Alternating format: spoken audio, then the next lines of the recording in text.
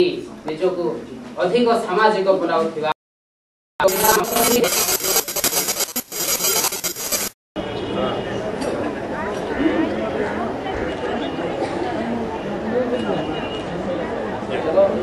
ଏବଂ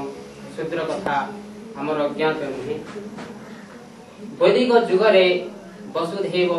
କୁଟୁମ୍ବକମ୍ ଯେଉଁ ଧ୍ୱନିଟି ପ୍ରତିଧ୍ୱନିତ ହୋଇଥିଲା ତାହା ସମଗ୍ର ବିଶ୍ୱର ମାନବ ମାନଙ୍କୁ ଗୋଟିଏ ଜାତିରେ ଆବଦ୍ଧ କରି ରଖିଥିଲା। କିନ୍ତୁ ସମ୍ପ୍ରତି ଏହି ମନୁଷ୍ୟ ବହୁଧା ଅର୍ଥାତ୍ ବହୁ ଜାତିରେ ବିଭକ୍ତ ହୋଇଯାଇଛି। କାହିଁକି? ସେ ହେଉଛି ଆମମାନଙ୍କ ନିମନ୍ତେ ଏକ ବିରାଟ ପ୍ରଶ୍ନବାଚୀ। ସେ ଯାହା ହଉ, ସ୍ୱାଧୀନ ଭାରତ ଏବଂ ପରାଧୀନ ଭାରତ କଥା ଯଦି ଚିନ୍ତା କରିବା, इंग्रेज माने पराधीन भारत वर्षरे जाति प्रथा को माध्यम करी भारतीय मानक मध्यरे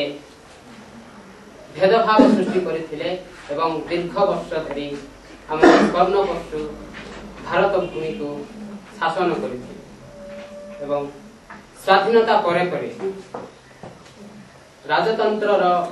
ध्वंसस्तूप उपरे गणतंत्र रो सौध जते बेले निर्मित हला सेते बेले मध्य गणतंत्र जाति प्रथा को प्रशय देला।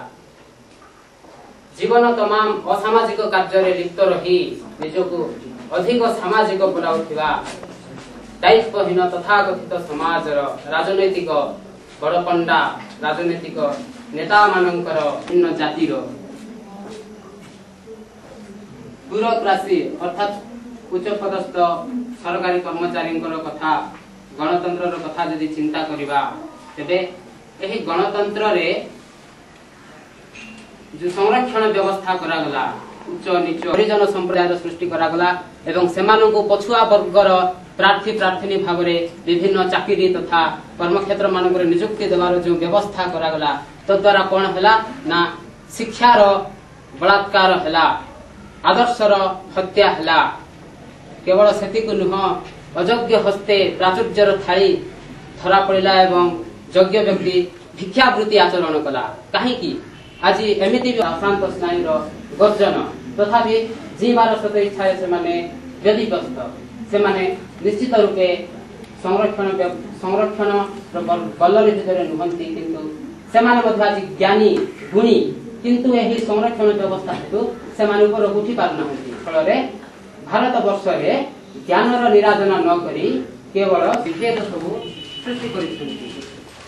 करने मानवर सूक्ष्म चिंता चेतना को स्थूल चिंता चेतना आड़ को टाणी देले फल मनुष्य भितर जो मनुष्यत्व थिला मनुष्य जे अमृतर संतान से कौन जातिर अंतर्गत नुहे जाति धर्म संप्रदाय भितर से प्रथम मनुष्य तेणु